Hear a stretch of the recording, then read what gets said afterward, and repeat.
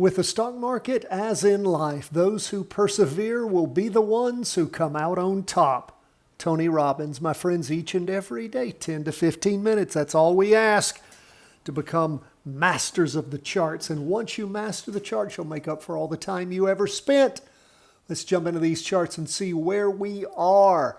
Everything is up for the day except our trustworthy downer, which is TLT, 20-year U.S. government bonds. And of course, we have been, we'll talk about it when we get there, in the down trade on that for many weeks now. Keeps going in the right direction. What do we see with SPY? It's up 1.42%. Now look at this. I put in a potential ceiling here. Don't know if this is going to be where it stops, but it's where it stopped today. You can see it on the half day in the afternoon, on the 2-day. And again, that 2-day candle, this is the Friday, Monday.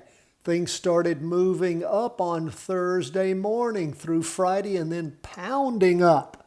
Or maybe I should say bounding up. Pounding down, bounding up. So bounding up to the prior high, going all the way back to the 1st of June. What did it do after that? It fell off. Then it popped up again, then it fell off.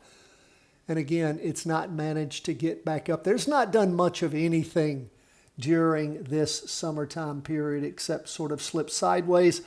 Why does that not surprise us? Because that's what the market does in the summertime.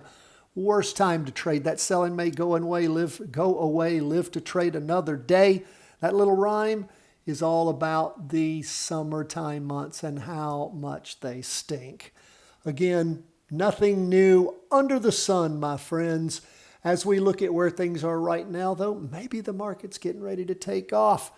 Still have a ways till we get into the fall-winter trading zone, which is the glorious time of year. But we've stuck it out this summer with you guys. So that's what we see happening. After 2 weeks of a red spinning top and pretty much a doji last week, starting on Thursday, things really started bounding up. We'll see if they bound higher or if they bounce off. What do we see with the NASDAQ 100? It's up 1.76%. And of course, it started going up Thursday morning too. It's pushed through the weekly trend line in the afternoon. The candle did. We can see where the wick pushed through in the morning, got a doji for the week.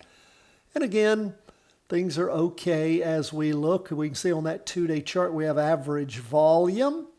And as the week starts off, we shall watch and see. Will it fade and move back to the bearishness that we've seen over the last many weeks? Or things are changing? Don't know yet. Monday doesn't mean the week, does it?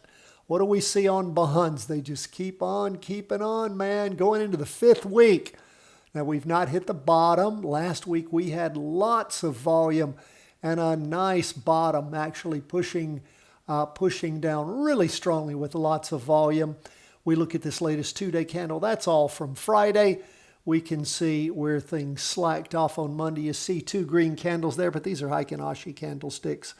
Was technically a little bit lower today, 0.07. Now, that's 0.07 down. Now, let's look at where we are on gold.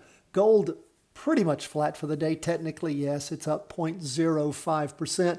But again, gold for weeks now has been just above this level of support. Where does that come from? We go all the way back to the low when gold blew off the prior high back on the weeks of the 27th of October and the 3rd of November of last year.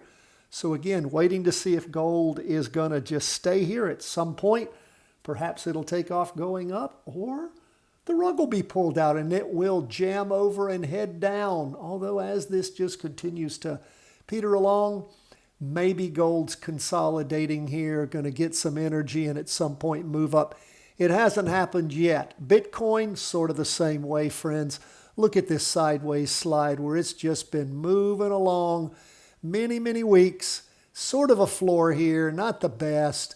We look at where we got that from February 2, where Bitcoin bounded down, then slid sideways and up and came back down to it. Pushed through it a little bit, moved above, but we're somewhere in that area. And again, just like gold, Bitcoin can't decide what to do. And that's okay. Once it decides, We'll follow it if it gives us the right signals. That's where we are as we end Monday. Interesting week starting off. It's always fun.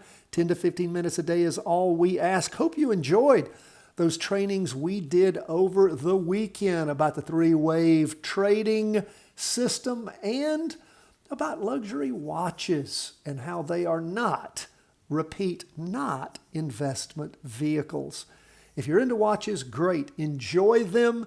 But again, don't expect returns. God bless. All the best from the whole team at Charting Wealth.